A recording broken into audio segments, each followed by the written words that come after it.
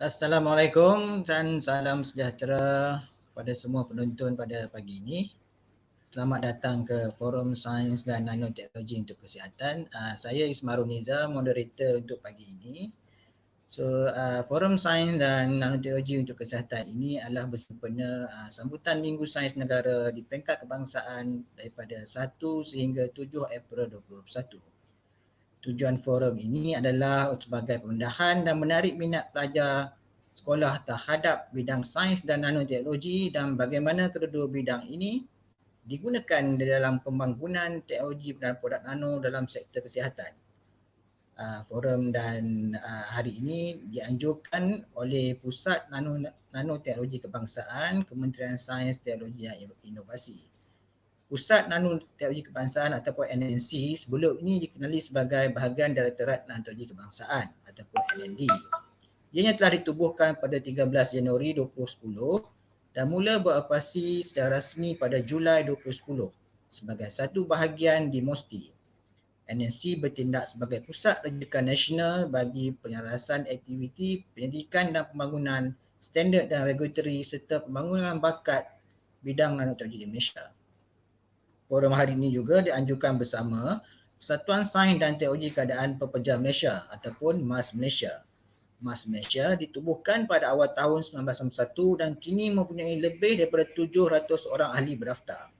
MAS Malaysia telah berjaya menunjukkan kemampuan dan kematangannya dengan menganjurkan pelbagai aktiviti keilmuan yang bukan sahaja dapat memberi manfaat kepada ahli-ahli tapi juga dapat menyebarkan ilmu bidang sains dan teknologi kepada anggota masyarakat yang lain. Forum hari ini akan disertai oleh 3 orang panel. Panel yang pertama ingin saya perkenalkan ialah Profesor Madya Dr. Abdul Muttalib Marjani, Pensyarah Kanan UiTM Tampah Perak. Panel yang kedua, Profesor Madya Dr. Nafisah Osman, Pensyarah Kanan daripada UiTM Perlis. Dan panel yang ketiga, Encik Kamaruzaman bin Kamarudin, Ketua Seksyen Pembangunan Teknologi dan Produk NNC MOSTI. Sebelum saya memulakan forum hari ini, saya ingin tanya khabar kepada tiga-tiga panel. Assalamualaikum Prof. Madya Dr. Abdul Muttalib, apa khabar? Ya, Waalaikumsalam semua, khabar baik. Terima kasih Tuan Moderator. Sama-sama. Prof. Madya Dr. Nafisah Osman di Perlis, apa khabar? Prof. Alhamdulillah sihat. Dan Encik Kamaruzaman dari NNC MOSTI bersama saya di Putrajaya. Apa khabar Encik Kamaru hari ini? Alhamdulillah sihat. Diharapkan semua pun sihat juga. Okay, terima kasih semua. Sebelum kita memulakan forum, saya ingin menjemput semua audiens atau penonton hari ini untuk menyaksikan satu video bertajuk Nanoteknologi Application in Healthcare. Imagine something 80,000 times smaller than the breadth of a ridge on a fingertip, unlocking a new frontier into cancer research. Nanotechnology, the science of building small, is changing the way we look at cancer. More importantly, the way we look at diagnosis and treatment.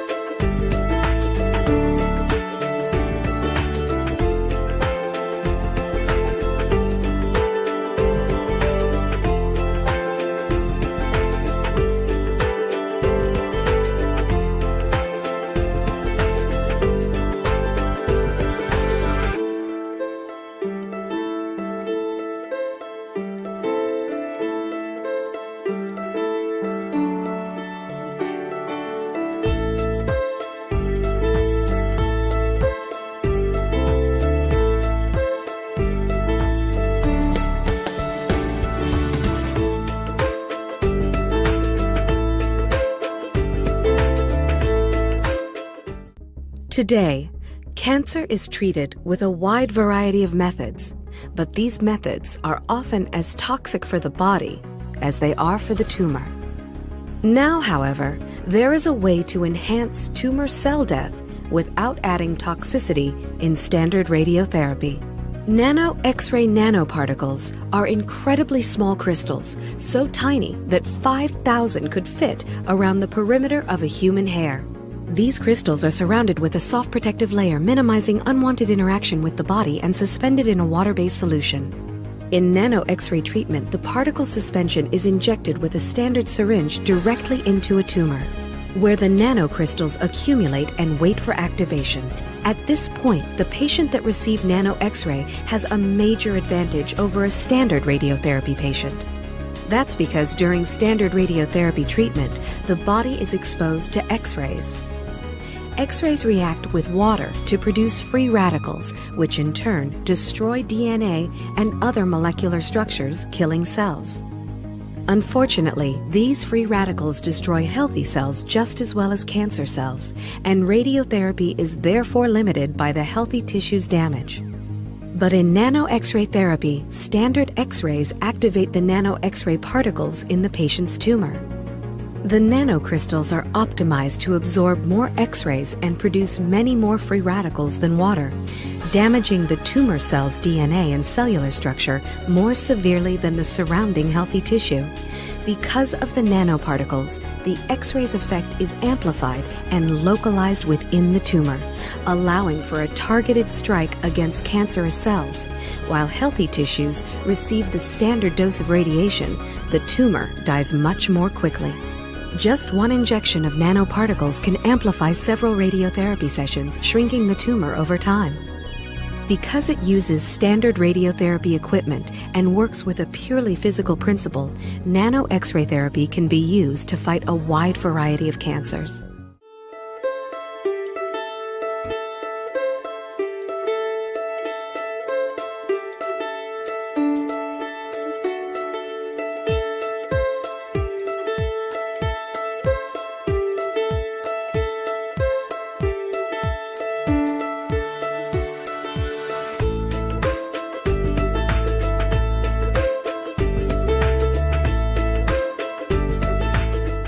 As biomedical applications of nanotechnology evolve, scientists are ensuring that nano devices are safe for both the body and the environment. The National Cancer Institute is optimistic that through coordinated and responsible development, nanotechnology will dramatically change cancer patient care. The science is at our fingertips.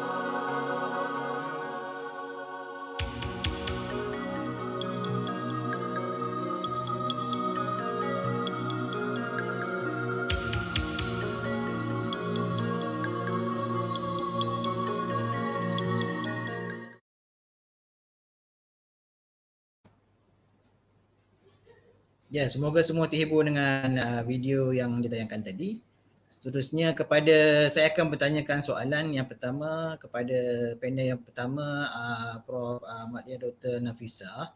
Apakah pendapat beliau tentang video tersebut, dan juga mohon Prof memperkenalkan sedikit tentang diri Prof dan juga bidang kajian yang telah Prof jalankan sekarang di UiTM Perlis, dan mungkin Prof boleh ulas prospek pengajian dalam bidang nanoteknologi ataupun yang berkaitan dengan sains yang berkaitan dengan bidang ini di Universiti UiTM Perlis, dan juga prospek pekerjaan oleh adik-adik di luar sana jika ingin mendalami ataupun mencuburi bidang nanoteknologi ataupun sains sebagai saintis. Prof boleh mulakan? Okey, terima kasih Tuan Moderator. Sebelum saya mulakan kita punya forum pada pagi ini, ingin saya mulakan dengan salam Perlis. Raja berdaulat, rakyat berilmu, negeri sejahtera, Perlis maju. Sebab saya daripada UiTM Perlis, itulah salam Perlis yang selalu kita gunakan. Berkenaan dengan sedikit background saya, latar belakang saya dalam bidang penyelidikan yang terlibat dalam sains dan nanoteknologi untuk kesihatan ni. Sebelum tu kalau ditengok di latar belakang saya buat PhD di UKM, graduate pada tahun 2011 dalam bidang proton conductor fuel cell, dan penyelidikan ini saya lanjutkan sehingga sekarang, di mana saya lebih kepada kajian teknologi hijau. Kalau di segi teknologi hijau ni dia banyaklah aspek dia, tapi saya lebih fokus kepada sel bahan api oksida pembedal ataupun solid oxide fuel cell. Kalau kita nak hubung kaitkan penyelidikan teknologi hijau ni kepada sains dan nanoteknologi kesihatan tu, kita tengok dari segi kalau kita fahamlah, kalau biasanya dari segi penggunaan tenaga kita banyak sejak daripada revolusi industri 1 di Europe tu sehingga revolusi industri 4 ni, kita telah banyak menghasilkan industri banyak menghasilkan karbon dioksida. Jadi pembebasan karbon dioksida inilah yang telah banyak mengganggu ekosistem alam kita, sehingga dia menjejaskan kesihatan penghuni alam ataupun penduduk dunia. Jadi kalau dikatakan teknologi hijau ni, kita cuba mengurangkan kemusnahan alam. Apabila kita alam tu banyak musnah, maka kita telah mengganggu habitat flora dengan fauna. Jadi kalau di saat itu, sejak itulah kalau kita tengok banyak penyakit zoonotik, iaitu penyakit bawaan haiwan seperti COVID-19, Ebola, SARS, HIV itu kebanyakan datang daripada virus-virus bawaan haiwan. Sebab apa? Sebab haiwan kita telah mengganggu habitat dia. So bila kita mengganggu habitat dia, jadi dia telah menjadi satu, orang kata sistem tu, bila sistem habitat haiwan tu kita ganggu, dia akan menggabungkan di antara kehidupan manusia tu, sebab dia akan bila habitat di hutan telah ganggu, dia akan datang ke rumah kita, ke kawasan penduduk. Jadi itu satu lagi. Kadang-kadang sekarang ni pun kita tengok manusia ni dia dah bukan setakat dia makan apa yang dia nak makan. Jadi itulah yang membawa kepada kita panggil di segi zoonotik ataupun penyakit-penyakit bawaan haiwan. Itu permulaan daripada saya lah. Okey, saya rasa kita akan saksikan sedikit video tentang kerja penyelidikan yang dijalankan oleh pasukan Prof Nafisa di UiTM Perlis. Boleh kita saksikan video tersebut?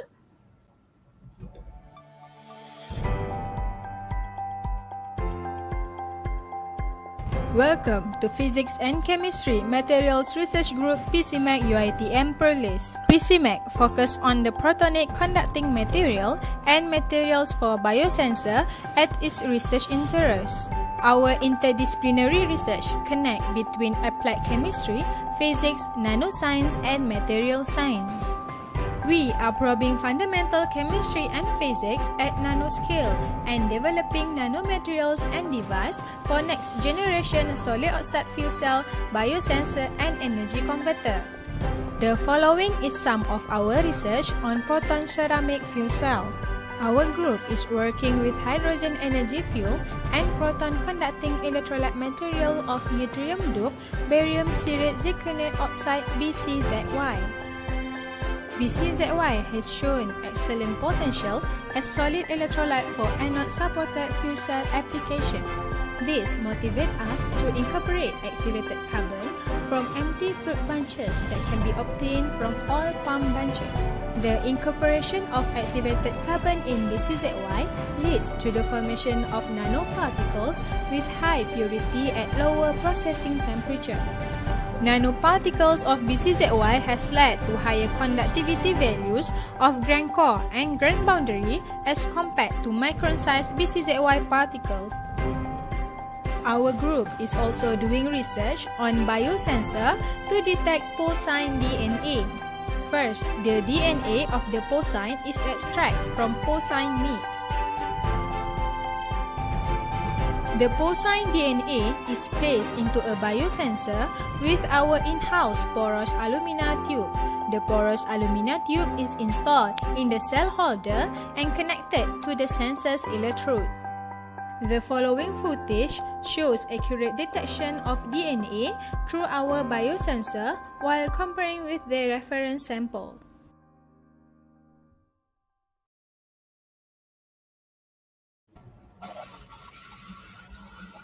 Okey, terima kasih. Seterusnya kita akan saya akan bertanya soalan yang sama juga daripada panel kedua, iaitu Dr. Abdul Muttalib Muhajani. Boleh Doktor memperkenalkan sedikit latar belakang Doktor dan juga bidang pandangan Doktor tentang video yang pertama tadi, dan juga mungkin prospek-prospek pengajian di UiTM Perak dan dalam bidang pekerjaan ini, dan juga kaitan research yang Doktor jalankan terhadap perkembangan sains dan nanoteknologi. Dipersilakan Dr. Muttalib. Okey, terima kasih Tuan Moderator daripada Putrajaya. Okey, saya share sikit mengenai saya punya latar belakang pengajian di UiTM Perak. Okey, nampak semua Okey, saya bertugas di Jabatan Kimia Fakulti Sains Gunaan Universiti Teknologi Mahara Cawangan Perak, kampus Tapah ataupun UiTM Tapah, dan saya merupakan ketua kumpulan penyidik Nanomaterials Group di UiTM Tapah Perak, dan minat kajian saya merangkumi aspek asas dan terpakai dalam disiplin ilmu nanoteknologi, kimia, sains bahan, kesihatan dan tenaga. Tujuan kajian saya jalankan adalah untuk mendapatkan pemahaman yang lebih mendalam mengenai interaksi antara bahan berstruktur nano dan kimia permukaan dengan memfokus kepada bahan berporositi yang terhasil secara elektrokimia. Dan sistem yang dibangunkan ini kemudian akan dioptimalkan untuk aplikasi dalam bidang biosensing, katalitik, cell fuel dan lain-lain lagi. Hasil pendidikan yang saya jalankan ini bertujuan untuk mengatasi masalah bioperkesanan halal di Malaysia, persekitaran dan juga tenaga. Okey, berkaitan dengan video yang dikongsikan oleh Tuan Moderator sebentar tadi. Okey. So para pelajar saya rasa dapat sedikit pemahaman dan bagaimana teknologi nano diguna pakai dalam bidang perubatan, khususnya dalam rawatan kanser dan juga kencing manis. Video tadi disediakan. So melalui kaedah ataupun teknologi nanomaterials ni ataupun nanoteknologi ni, gen-gen dalam tubuh badan kita seperti sel kanser akan dibalut dengan partikel nano yang bersifat makroskopik, sangat kecil, yang diambil oleh sel kanser dan bukannya sel-sel lain. So inilah kali pertama video yang ditunjukkan bagaimana partikel nano digunakan pakai untuk merawat sel-sel kanser, dan rawatan ini menggunakan bahan nano yang sangat kecil berfungsi untuk menggandakan sinaran X khusus kepada sel-sel kanser saja tanpa musnahkan sel-sel yang sihat. Ini cara yang digunakan pakai lah. Menurut kaedah ini hanya bahan sel-sel yang toksik saja yang terkesan, dan toksik yang terhasil hanya pada sel kanser dan tidak pada tisu-tisu sihat. Diharap kaedah ini dalam bidang nano ini dapat digunakan pakai dalam kebanyakan kemoterapi seperti kemoterapi kanser prostat ataupun kanser tulang dan sebagainya, untuk mengurangkan kesan sampingan antaranya seperti keguguran rambut, rasa mual ataupun kelesuan dan banyak lagi. So maksudnya teknologi nano ni hanya fokus kepada sel-sel yang bermasalah saja, tidak kepada sel-sel yang sihat. Prospek bidang pengajian nanoteknologi di Malaysia adalah sangat luas, sebab ia merangkumi bidang-bidang seperti bidang kimia, biologi, physics dan engineering, STEM. So gabungan-gabungan ketiga subculture ni akan terhasil dalam bidang nanoteknologi. Bukan terjurus kepada bidang kimia saja, so biologi, physics dan engineering juga ada juga pengkhususan seperti nanoteknologi. So para pelajar yang berminat dalam bidang nanoteknologi boleh membuat kajian ataupun melayari website universiti di Malaysia tempatan yang menawarkan kursus-kursus bidang nanoteknologi. Itu pendapat saya mengenai latar belakang video yang dihasilkan dan sedikit perkongsian mengenai kajian saya di UiTM Perak.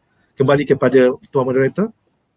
Okay, terima kasih Prof. Saya difahamkan kita juga ada sedikit video penerangan tentang kajian ataupun projek yang sedang dijalankan oleh Prof di UiTM Perak. Boleh kita saksikan sekarang video tersebut? Assalamualaikum and good morning to all audience. We are a research group from UiTM TAPA that focuses on developing biosensor for health monitoring. Malaysia is one of the ASEAN countries with high dengue fever cases. Malaysia is also facing food fraud problems. Food contamination not only affect the consumers in health aspect but also violate consumers' rights. Our research focuses on fabricating aluminium oxide as our platform for biosensors. Aluminium is a flexible nanomaterial with a homogeneous nanopore that provides a high surface area. We modified the aluminium oxide with surface chemistry to accommodate biological components such as antibody and DNA that act as our capturing agent. For detection method, we offer two alternatives: colorimetry that is fast and easy, electrochemical that is sensitive and quantitative.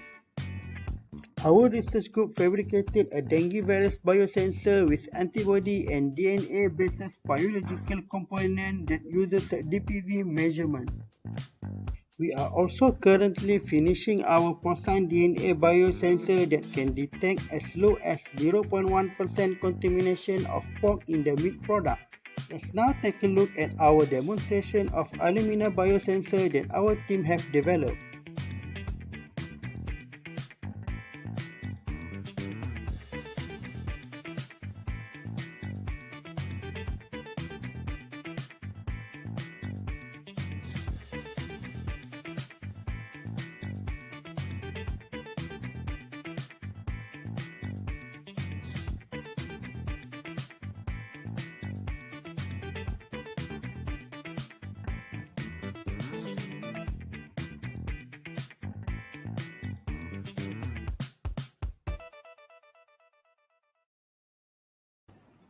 Okey, terima kasih dan harap adik-adik dapat memahami dan mendalami apakah kajian melalui video yang dijalankan oleh Dr. Abdul Muttalib tadi.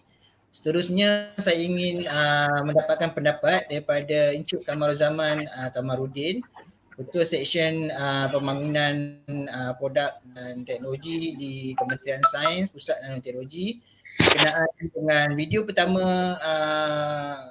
teknologi terkini yang telah dibangunkan dalam video pertama, juga kajian-kajian dijalankan oleh Prof Nafisah Othman di UiTM Perlis dan juga Prof Abdul Muttalib di UiTM Perak terhadap perancangan dalam dasar dan juga pelan pembangunan nanoteknologi yang sedang dibangunkan di peringkat negara oleh NNC. Mohon Encik Kamarul beri sedikit pandangan. Assalamualaikum dan salam sejahtera kepada semua. Seperti yang kita lihat, apa yang telah dibangunkan atau sedang dibangunkan oleh Dr. Nafisah di UiTM Perlis dan juga oleh Dr. Muttalib di UiTM Tapah, ini menunjukkan bahawa apa jua yang sedang dilaksanakan di segi pembangunan teknologi oleh kedua-dua pihak pensyarah tersebut adalah selari atau sejajar dengan apa yang dasar nanoteknologi sedang dibangunkan oleh negara. Pada masa ini masih lagi dalam peringkat draft, insya-Allah diharapkan akan diluluskan di pihak kerajaan dalam masa yang terdekat.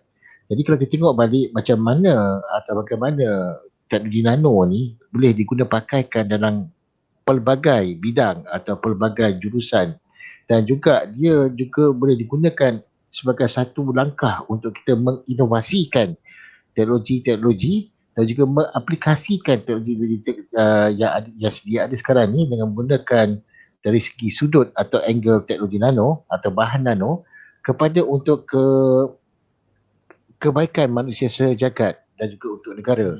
Dan sebagai contohnya macam di bidang yang sedang dibangunkan oleh pihak Dr. Nafisah adalah penting Kan seperti untuk pengesanan dan diagnostik dan juga oleh Dr. Mutadik.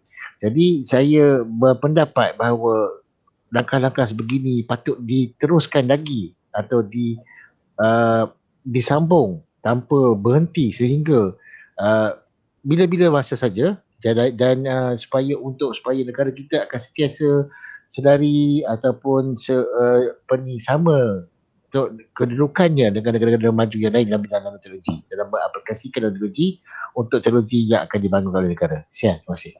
Okey, terima kasih Cik Kamarul. Bolehkan saya dapatkan sedikit latar belakang Cik Kamarul bidang pendidikan dan pengalaman Cik Kamarul sebelum ini? Okey. Okey, untuk makluman pada para penonton atau pada yang menonton siaran YouTube ni dan juga di forum di pautan Minggu Sains Negara, saya ijazah pertama saya iaitu ijazah sarjana muda saya adalah dalam bidang molecular bioteknologi dan clinical biochemistry. Dan seterusnya saya membuat master atau MSc dalam bidang biochemical engineering. Kedua-duanya di Manchester U di United Kingdom. Dan sebelum ini saya bekerja di SIRIM dalam bidang bioteknologi dan kemudiannya di bahagian perancangan strategik kumpulan SIRIM, dan seterusnya saya bekerja di MOSTI iaitu ketua section untuk pembangunan teknologi dan juga produk dari segi sudut nano.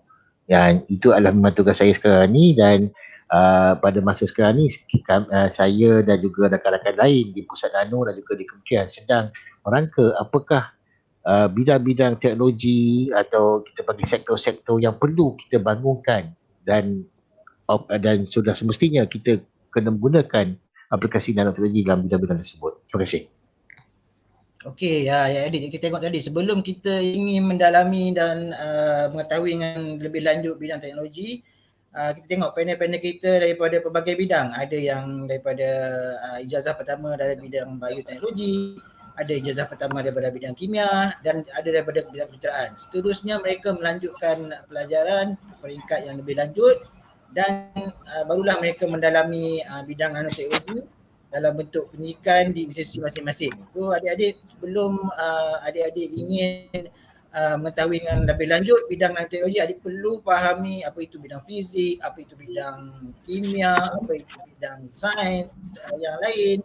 Baru adik dapat kaitkan dengan apa pendidikan yang sedang dijalankan oleh kedua-dua panel kita hari ini. Okey, semasa dalam tempoh PKP ini, saya rasa mesti ada banyak masalah yang dihadapi oleh panel-panel kita dan juga mungkin Cik Kamarul sendiri dalam menjalankan kerja-kerja sedia ada dan menjalankan pendidikan. Jadi saya mohon perkongsian daripada Dr. Nafisah yang pertama di Perlis, apakah cabaran yang hadapi dalam semasa menjalankan kerja-kerja pendidikan dan pengajaran semasa tempoh PKP ini bermula pada Mac 2020 dan sehingga sekarang. Mohon daripada Prof. Nafisah. Okay, terima kasih sekali lagi kepada Tuan Moderator kita. Sebenarnya PKP ini, kalau kita faham, PKP ini dia bermula disebabkan pandemik COVID-19. Okay? Tapi kalau kita nak tengok berbalik, saya sangat berminat bila sebut COVID-19 ni. Kalau sebelum saya bercakap lebih langsung lagi, lebih lanjut lagi pasal permasalahan untuk menjalankan penyelidikan semasa COVID-19 ni, dia tidak saja kepada menjalankan penyelidikan. COVID-19 ni pandemik telah menyebabkan kita punya satu dunia telah terkesan daripada COVID-19. Tapi kalau kita tengok COVID-19 ni macam saya cakap tadi, dia adalah penyakit bawaan haiwan. Jadi kalau berkena dengan tema kita pada hari ini, sains dan teknologi untuk kesihatan, selalunya kesihatan ni kita selalunya diberatkan kepada apabila kita dah sakit. Bila dah sakit, apabila dah terjadi sakit, apa yang kita nak buat? Itu biasanya, tapi kita kurang bercakap dari segi kesihatan tu, dari segi pencegahan dia. Jadi kajian yang saya buat ni memang bertepatan dengan masalah pandemik COVID-19. sebab saya lebih kepada teknologi hijau. Kalau kita bercakap pasal teknologi hijau, ini dia akan selalu kita kata ke arah tenaga yang mampan dan bersih. Tapi bagi saya sejak daripada COVID-19 ni, kita tambah lagi satu ke arah tenaga yang mampan, bersih dan bebas penyakit. Bila bebas penyakit tu, kita menggunakan ilmu-ilmu sains dan teknologi untuk ke arah kesihatan, ke arah tenaga yang mampan, bersih dan bebas penyakit. Itu kalau di segi macam mana nak hubung kaitkan kajian saya dengan tema pada pagi ini. Jadi kalau dikatakan apa yang saya buat ketika pandemik ini, ketika PKP ini, alhamdulillah kita orang di Perlis ini PKP tak lama. Alhamdulillah dia PKPP yang lama. Jadi bila PKPP tu kita boleh masuk kepada lab, kita boleh masuk masuk ke pejabat, tapi kita pakai SOP yang telah ditetapkan oleh MKN lah. Jadi pelajar-pelajar saya dia orang dapat masuk lab, dapat buat penyelidikan dan dapat menghasilkan penerbitan. Itu alhamdulillah, ini yang berlaku di Perlis lah. Kalau kita tengok PKP ni dia berlaku di satu Malaysia, kalau nak menggambarkan penonton kita pun satu Malaysia, biasa kita guna pakai dari Perlis ke Sabah. Jadi kita punya audience kita pun satu Malaysia, PKP pun satu Malaysia. Jadi permulaan tu dah cantik lah dari Perlis ke Malaysia. So kita orang dari Perlis ni alhamdulillah dari segi kajian, dari segi penyelidikan itu alhamdulillah di waktu PKP ni. Itu saya punya buat masa ni lah untuk uraian sedikit apa yang kita dapat buat waktu PKP ni. Okey. Terima kasih Prof. Nafisah perkongsian tadi. Boleh saya dapatkan pengalaman dan cabaran yang dihadapi oleh Dr. Arum Talib pula di UiTM Perak? Okey, terima kasih Tuan Moderator. Okey, cabaran semasa pelaksanaan Perintah Kawalan Pergerakan PKP COVID-19 dilaksanakan. Cabarannya saya sebagai pendidik ataupun penyelia untuk pelajar-pelajar pasar siswaza menggalas tanggungjawab yang besar dalam memastikan matlamat dan juga agenda pendidikan negara dapat dilestarikan walaupun kita mengalami COVID-19. So pelbagai isu cabaran yang telah kita timbul, isu yang cabaran timbul dan kita telah mengambil pelbagai pendekatan untuk memastikan agenda kita tercapai walaupun mengalami masalah pandemik.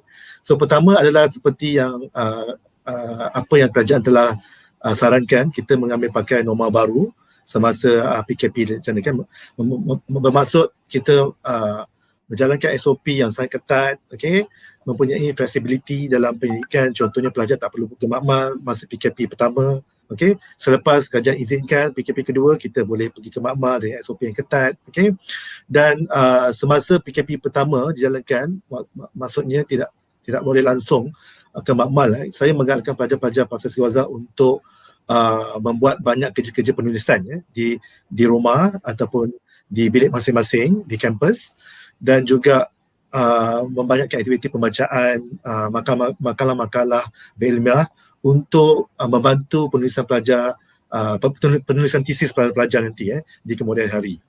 Okey, berkenaan dengan bagaimana kita berkomunikasi, kita menjalankan komunikasi berkesan menggunakan teknologi terkini, menggunakan Google Meet, kita gunakan WhatsApp group, kita ada Telegram. So dari situ pelajar-pelajar boleh update, boleh update data-data terkini melalui teknologi terkini, ataupun mengaplikasi teknologi terkini dalam penyelidikan. So pelajar tidak ada masalah update result ataupun data-data melalui Telegram, WhatsApp ataupun Google Meet. Okey, itulah pendekatan yang saya jalankan di UiTM Perak. Terima kasih. Kembali kepada moderator. Terima kasih Dr. Okey. Nampaknya kedua-dua negeri kita di Perlis dan Perak ni masih dalam keadaan PKPP dan tidak berapa menyukarkan lah kan. Saya rasa lebih menyukarkan ialah di Selangor dan Kuala Lumpur Putrajaya ni. Ya, jadi saya mohon sedikit pengalaman ataupun daripada Encik Kamaru sendiri. Apakah pengalaman beliau dalam tempoh PKP ini dalam menjalankan kerja-kerja perancangan untuk pembangunan bidang teknologi yang mungkin sedikit banyak mengganggu proses-proses kerja beliau. Saya harap Encik Kamaru dapat kongsikan sedikit kepada semua penonton. Okey, terima kasih. Assalamualaikum Tuan Moderator dan juga pada penonton sekalian. Jika kita ingat pada tahun 2020 dalam bulan Mac, kalau tak salah saya 13 atau 14 Mac, negara telah mengisytiharkan pergerakan kawalan pergerakan dan pelbagai SOP telah ditambah baik dan juga ditambah dengan bertujuan untuk melindungi kesemua penduduk dan juga warga negara supaya kita tidak dijangkiti virus tersebut sama ada datang daripada luar negara ataupun mahu di dalam negara. Walaupun kita bekerja dalam keadaan PKP, istilah kita panggil PKP, ada PKPD, PKPB, PKPP, pada saya selagi kita mematuhi peraturan yang ditetapkan oleh pihak kerajaan, insya-Allah kita tidak sepatutnya risau. Untuk di negeri Selangor, seperti kita tahu, sehingga sekarang ni kadar jangkitan itu masih lagi melebihi 1,000. Okey. Dan okey, kita dapat terputus hubungan dengan Encik Kamarul. Okey, Encik Kamarul boleh teruskan? Okey. Dengar ke Tuan Moderator? Okey.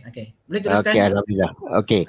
Jadi kalau di negeri Selangor ataupun di wilayah Persekutuan Kuala Lumpur, kita nampak gayanya kadar jangkitan agak tinggi berbanding dengan negeri lain.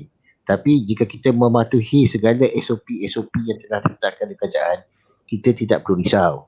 Sepanjang daripada tahun bermulanya PKP pada bulan Mac tahun 2020 sehingga sekarang, kita melihat bahawa jika kita mematuhi syarat-syarat tersebut, iaitu jika kita perlu bergerak, kita memerlukan perlindungan, pakai topeng, sanitizer, basuh tangan, dan jika kita terpaksa kita dikendaki datang ke pejabat, kita patuhi masanya macam mana, bila nak bergerak, bila nak balik, dan insya-Allah pada saya tidak ada halangan untuk saya menjalankan tugas saya di ibu pejabat kementerian. Dan seperti sedia maklum bahawa saya bekerja di Kementerian Sains, Teknologi dan Inovasi di bahagian Pusat Nanoteknologi Kebangsaan, dan seperti biasa kerja-kerja pentadbiran pengurusan negara itu kena berlangsung, kena berjalan macam biasa. Selagi kita patuhi pada peraturan dan SOP ataupun arahan, insya-Allah tidak ada masalah. Dan pada saya tidak melihat bahawa PKP ini menghalang saya menjalankan tugas saya. Cuma mungkin pertembungan ataupun perbincangan secara fizikal tu kita kurangkan dengan alhamdulillah dengan adanya teknologi di atas talian. Seperti sekarang ni kita bersidang melalui aplikasi YouTube ataupun StreamYard atau Zoom atau Webex atau Google Meet. Saya rasa tidak ada masalah untuk kita berbincang dan melaksanakan tugas-tugas seperti biasa. Itu saja. Terima kasih Kamarul. Terima kasih atas perkongsian tersebut, dan saya rasa adik-adik di luar sana juga rasanya menghadapi masalah yang sama semasa dalam tempoh PKP ni. Tapi kita juga sebenarnya ada 2 orang pelajar pasca swazah yang bersama dengan kita hari ini, Cik Lydia dan Syafkina, pelajar daripada UiTM Perlis. So saya ingin bertanya beberapa soalan kepada yang pertama, Lydia, pelajar pasca swazah PhD. So apakah latar belakang pengajian dan kenapa mencuburi pengajian pasca swazah bidang yang berkaitan dengan nanoteknologi ini? Pertama kepada Lydia dan kedua mungkin kepada Syafkina. Mulakan. Okey, Assalamualaikum dan selamat sejahtera kepada semua penonton, terutamanya adik-adik yang menonton forum Minggu Sains Negara ni. So sebenarnya memang minat untuk mendalami bidang kimia ni sejak daripada sekolah lah. Dari sekolah rendah, sekolah menengah memang minat. So memang bila kita minat sains ni kita nak mengkaji lebih mendalam lagi. So bila saya dapat melanjutkan pelajaran ke Ijazah Sarjana Muda, saya pilih kejuruteraan kimia. Dan kemudian dalam pengajian master saya ambil kejuruteraan analitika, dan sekarang PhD saya buat PhD dalam sains bahan. So sebenarnya kalau adik-adik tengok video yang awal tadi tu, dia ada perkaitan antara kejuruteraan, fizik, kimia dengan nanoteknologi. So nanoteknologi ni actually dia ada dalam semua bidang. So bidang yang saya kaji sekarang dia lebih kepada membuat satu alat di mana untuk mengelakkan pencemaran kepada alam sekitar. Mungkin Syafqina pula mohon onkan mic. Mungkin Syafqina boleh kongsi.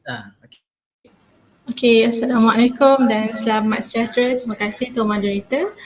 Nama saya Nur Syafqina binti Muhammad Fandi, berusia 27 tahun dan seorang pelajar PhD di Universiti Tak Jemaah UiTM Cawangan Perlis. Jadi sedikit latar belakang, saya bermula dengan asasi sains selepas tamat sekolah.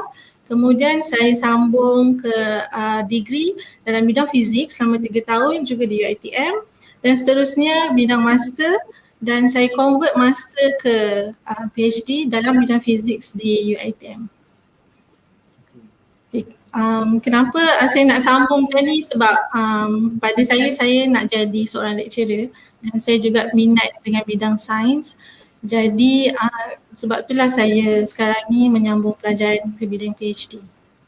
Okey, saya ada lagi soalan kepada Lydia. Apakah kaitan bidang kajian yang dijalankan sekarang terhadap bidang kesihatan, dan apakah cabaran yang dihadapi oleh pelajar pasca sarjana seperti Lydia semasa dalam tempoh pandemik COVID-19 ini? Lydia? Okey, kalau mengikut kaitan antara teknologi dengan apa yang saya buat sekarang ni, saya akan contoh sikit lah. So macam ini, jadi sebenarnya macam teruk je.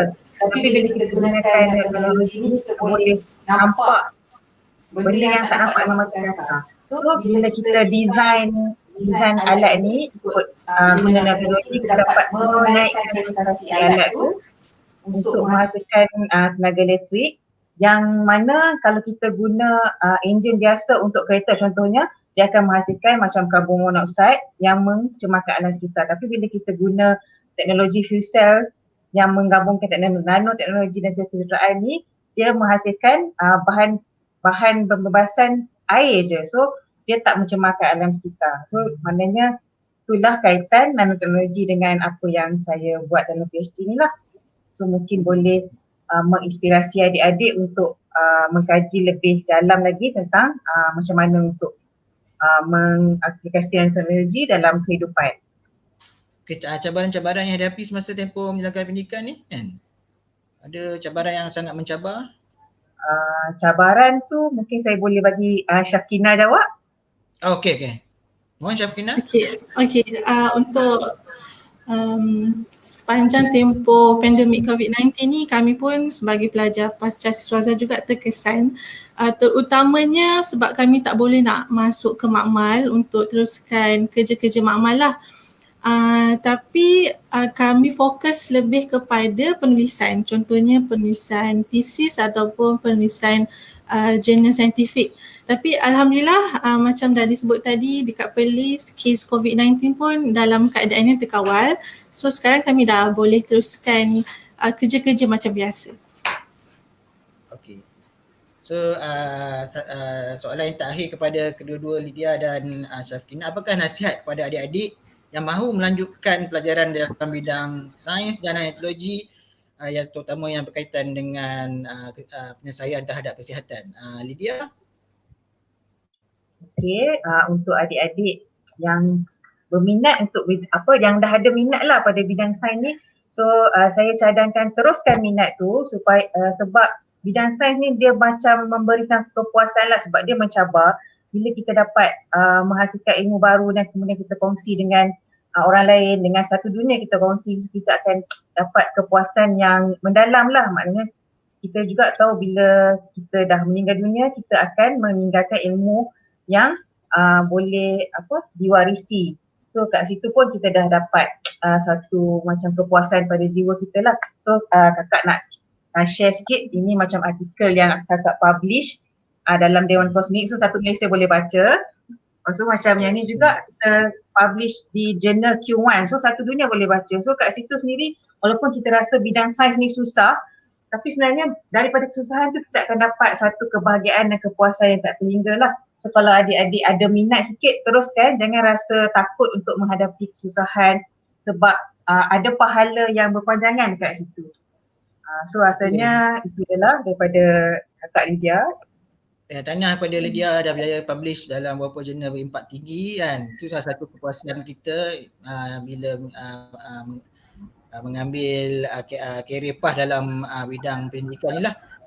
Mungkin Syafina dapat kongsi sedikit nasihat kepada adik-adik di luar sana.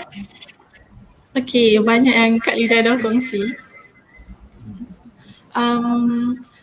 Bagi saya nasihat kepada adik-adik dan juga kepada diri saya sendirilah untuk sentiasa saling hormat menghormati antara satu sama lain, lebih-lebih lagi kepada ibu bapa kita dan juga cikgu-cikgu kita, dan jangan putus harapan dan sentiasa berusaha dalam apa juga bidang yang kita lakukan. Itu je. Terima kasih. Okay, terima kasih. Okey, pada ini kita akan kepada segmen akhir forum hari ini. So saya akan memohon panel-panel untuk memberikan sedikit tips, kata-kata motivasi bagi menarik minat pelajar yang rasanya telah memulakan persekolahan kemarin di Perlis dan hari ini di Selangor. Tapi cabaran di masa hadapan kita tak tahu kerana proses program vaksinasi baru saja mula dan mungkin murid-murid belum rasanya mengambil vaksin, terutama panel-panel di sini pun saya rasa belum lagi. Jadi kita masih belum pasti di masa hadapan apakah cabaran di masa hadapan dan apakah tip-tip yang boleh diberikan kata motivasi oleh ketiga-tiga panel supaya adik-adik yang ada dalam hari ini terus menyambung minat untuk mendalami bidang sains dan teknologi ini. Dimulakan oleh Prof. Nafisa. Okay, terima kasih sekali lagi kepada Tuan Moderator. Kita pun tak banyak masa dah, jadi saya ingin tutupkan saya punya perbincangan pada hari ini dengan masih lagi COVID-19. Saya masih lagi berminat pasal COVID-19. Itu sebab sekarang ni dia memang semua orang menghadapi, tak kira daripada kecil, besar, tua, muda, satu Malaysia, satu dunia menghadapi COVID-19. Kita kena faham COVID-19 itu adalah penyakit bawaan binatang ataupun penyakit bawaan haiwan. Kenapa datangnya penyakit bawaan haiwan ini? Sebab ekosistemnya kita telah ganggu. Jadi pencemaran alam, pencemaran ini disebabkan terganggunya ekosistem haiwan ataupun flora dengan fauna. Jadi manusia telah dengan rakusnya ataupun penggunaan alam yang tidak terkawal. Jadi sekarang ini kita harus membayar kerosakan ekosistem semula jadi dengan harga yang terlalu tinggi. Jadi pandemik 19 telah membawa makna yang mendalam kepada kita, telah mencabar ketemadunan manusia pada abad ini. Itulah kata-kata akhir daripada saya. Terima kasih Prof. Daripada Prof. Muttalib daripada UiTM. Okey, terima kasih. Saya ingin memberi sedikit nasihat kepada para pelajar ataupun adik-adik di luar sana. So mengikut kajian ataupun kajian sedikit akademik sains negara, hanya 20% saja pelajar di Malaysia yang mengambil jurusan sains ataupun STEM.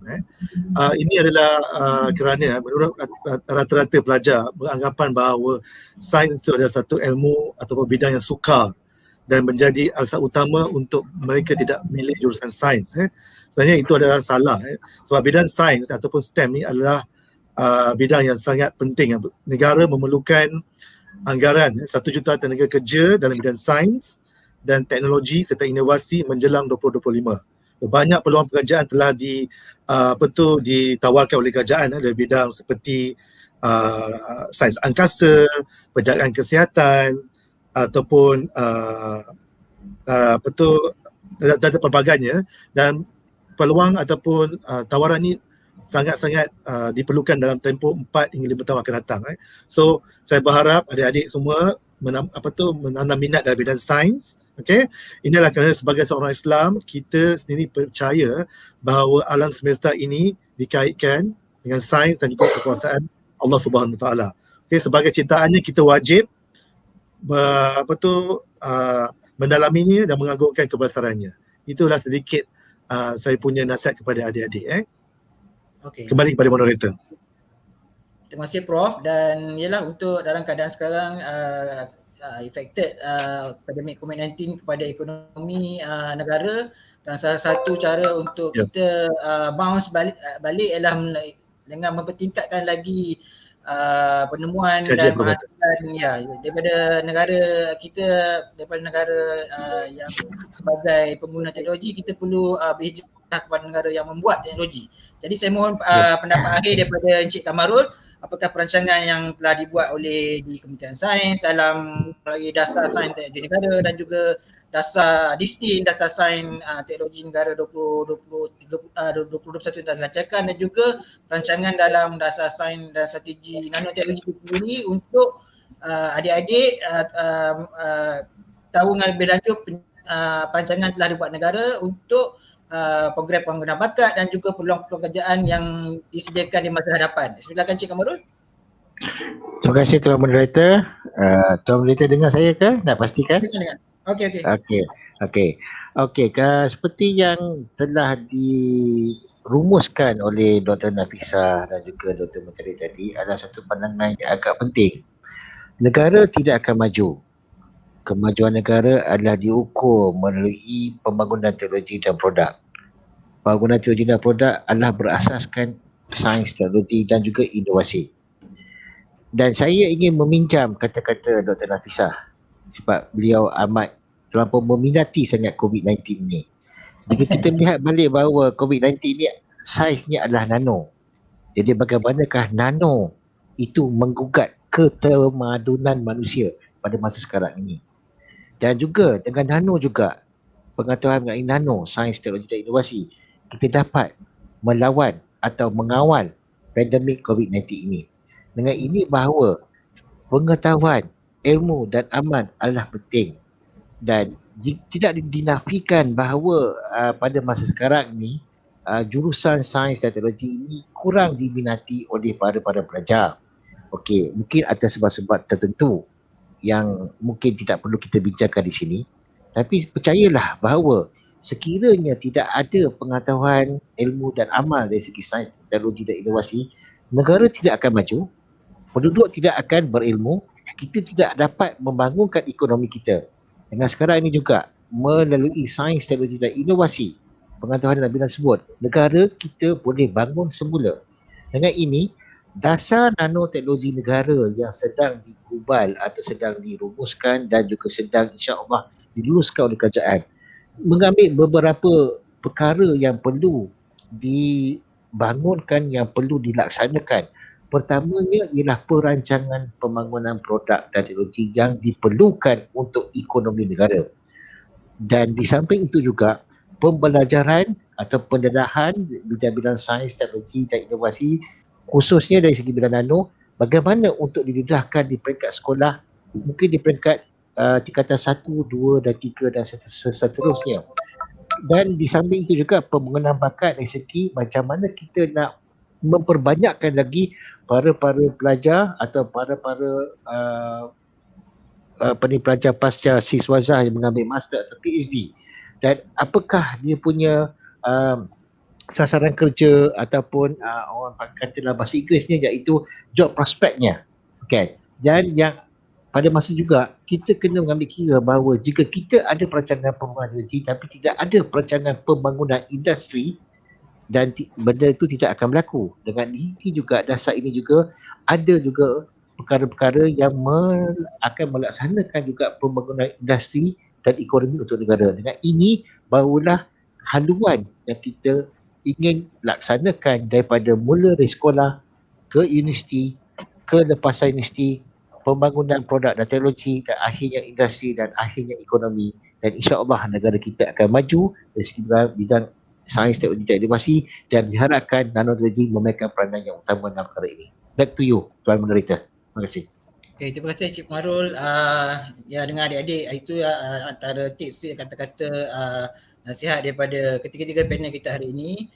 Okey, sebelum saya menamatkan acara forum hari ini, saya ingin menasihatkan adik-adik untuk mengingati kepada ibu bapa adik-adik untuk berdaftar dengan meminta ibu bapa berdaftarkan diri untuk program vaksinasi dalam aplikasi Sejahtera. Jangan lupa, dan kerana ibu bapa kita ada akses untuk tambah adik-adik sebagai tanggungan dalam aplikasi Sejahtera tersebut, supaya adik-adik tidak tertinggal untuk mendapat vaksinasi tersebut, kerana hari ini kita cuma 16% ataupun dalam 7 juta baru pendaftar dalam ni, dan target negara adalah 19 juta. Jadi masih banyak lagi yang perlu kita tingkatkan dari segi vaksinasi ini. So sebagai kata-kata akhir tersebutlah, saya minta adik-adik di luar untuk ingatkan ibu bapa masing-masing untuk berdaftar dengan vaksinasi. Dan okey, saya ingin mengucapkan terima kasih kepada tiga-tiga panel yang terlibat dalam forum nanoteknologi hari ini, dan juga kepada dua pelajar kita. So terima kasih kepada Prof Nafisa Othman di UiTM Perlis, Prof Abdul Muttalib di UiTM Perak, Saudari Lydia di UiTM Perlis, dan Saudari Syafqina di UiTM Perlis juga, dan juga Encik Kamrul Zaman. So semua juga penonton yang terlibat yang mengikuti siaran Forum Sains dan Nanoteknologi untuk Kesihatan hari ini di live dan YouTube MAS. So kita jumpa lain kali dan pada lain acara. So saya harap penonton dan audiens mendapat manfaat daripada forum yang kami anjurkan hari ini. Sekian, terima kasih. Assalamualaikum warahmatullahi wabarakatuh. Bye-bye.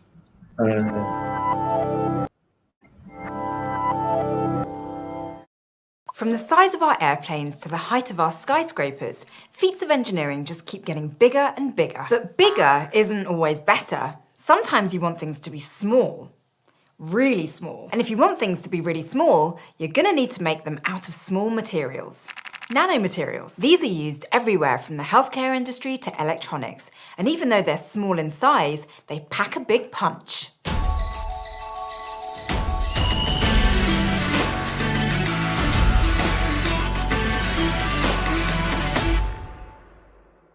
It's easy to think of big problems, ones that you can see, but many of today's most important problems are actually microscopic. Think of things like cancer or autoimmune diseases. These are issues at the cellular level, far too small to solve with any conventional tools. And even if we find a solution to the root problem, the body's own defense mechanism